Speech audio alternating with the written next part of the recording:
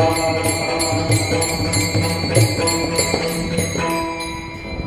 अत्यंत गोड आहे. आपल्याला तासभर सेवा करायची.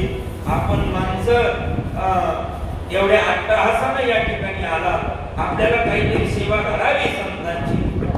जगद्गुरु तुकोबराय म्हणतात, अहो संतांनी आमच्यावरती एवढे मोठे उपकार केले की त्या उपकाराचं वर्णन मी माझ्या भाषेमध्ये माझ्या मुखाने वर्णन करू शकत नाही.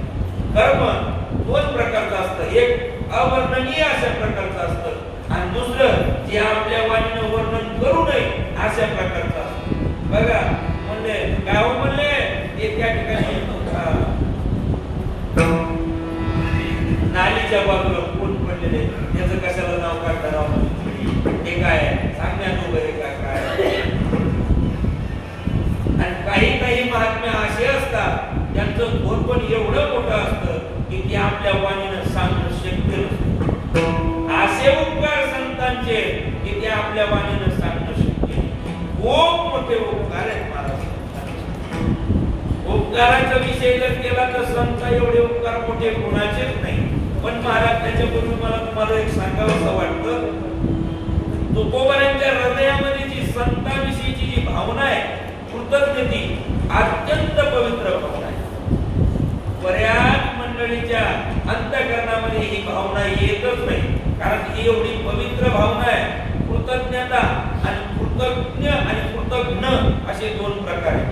कृतज्ञ कोण आपल्यावरती केलेल्या उपकाराची जाणीव ठेवतो त्याचं नाव कृतज्ञ, आणि आपल्यावरती उपकार केला त्या उपकाराची जाणीव ठेवत नाही त्याचं नाव कृतज्ञ. आता बरेच कृतज्ञ माणसं आपल्याला समाजामध्ये पाहायला मिळतात. आई वडिलांनी जन्म दिला, सुंदर पालन पोषण केलं, लग्न लावून दिलं, 2चे 4 झाले, सगळं व्यवस्थित झालं, आई वडिलांना घरातून बाहेर काढून देतो. हा कृतज्ञच मुलगा आहे.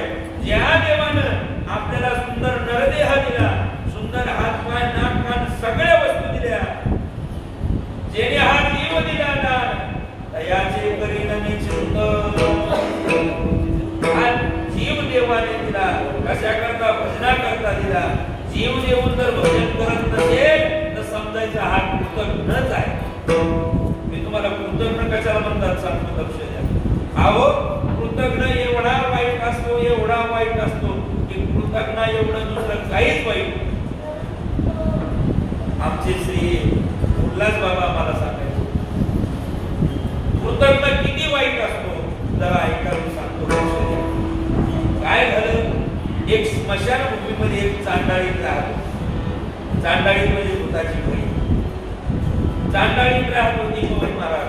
काय झालं, त्या ठिकाणी एक प्रेत जळत होतं आणि जळल्यानंतर विस्तू पडलेला होता आणि तिला भूक लागली म्हणून काय खावं म्हणून त्या ठिकाणी एक कुत्र नेलं होतं. त्या कुत्र्याचं तिने मांस काढून आणलं. कोणी? चांडाळ. ते कुत्र्याचं मांस, कुत्रा ते मांस अपवित्र आहे, मांस भक्षण करू नये, पण ती चांडाळीने आणि ते मांस अपवित्र मांस तिला खायचं. पण ते शिजवण्याकरता तिने कशात ठेवलं, त्याचे मडकं त्या ठिकाणी आणून ठेवलं होतं, अर्धवट फुटलेलं मडकं. त्या मडक्यामध्ये तिने पाणी टाकलं आणि त्याच्यामध्ये शिजू घातलं. काय?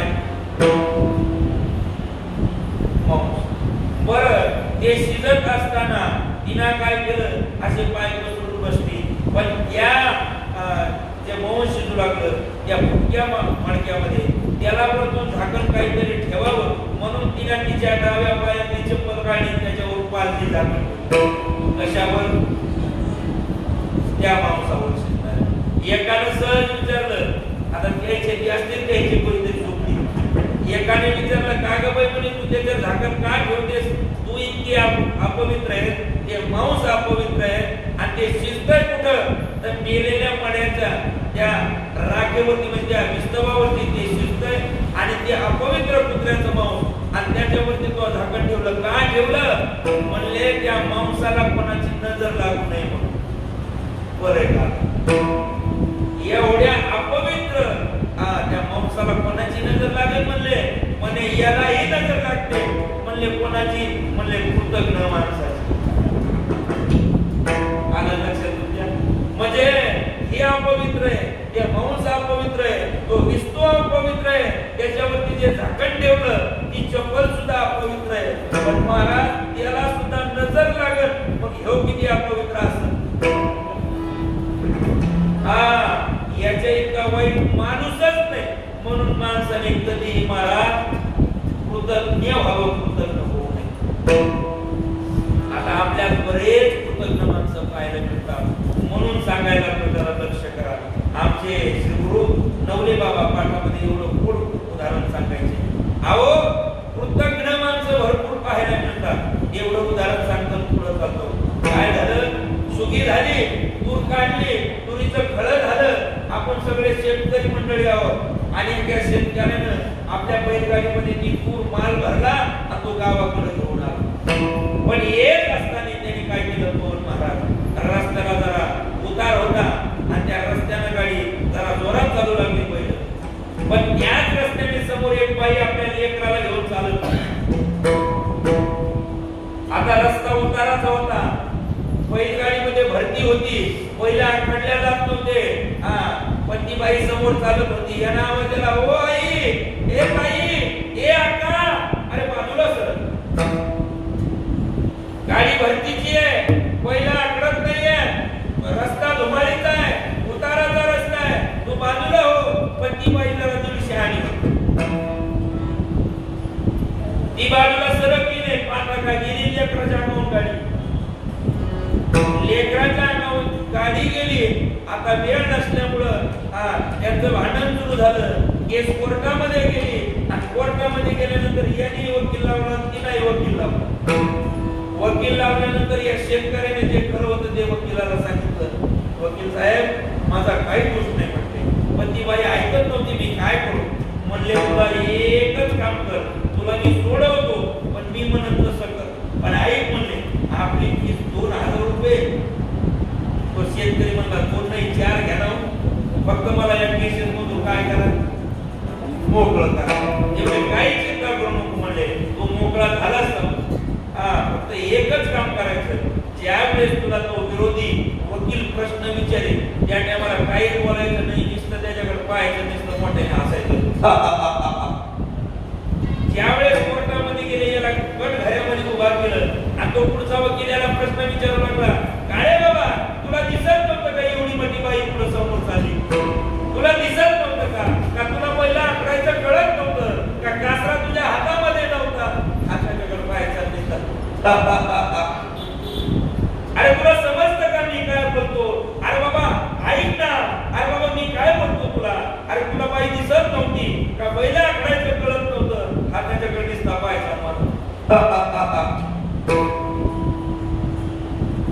यायचं असं चालू असताना समोर ती बाई बसली होती. पवन महाराज त्या बाईनं पाहिलं आणि तिला एवढा राग आला, अजिबात राग सहन झाला नाही. बाई तटकन उभा राहिली आणि बाई म्हणे, एक गेल्या मुलग्या इथं त्याला उडत होता, बाई बाजूला सरका, काही भरतीची आहे, रस्ता धुमाळीचा आहे, पहिला आकडत नाही, बाजूला सरका, अहो आकडा बाजूला सरका. आता का तू इथं केली बसली का? काय झालं? काय झालं? अहो लागला ना निकाल, तो मुक्तता झाला, मुक्त झाला, घरी गेला. आता दुसऱ्या दिवशी वकील पुन्हा त्याच्याकडे गेला. कशाला?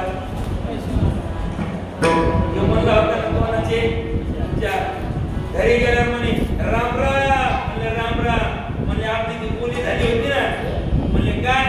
म्हणले ते दोनाचे जण.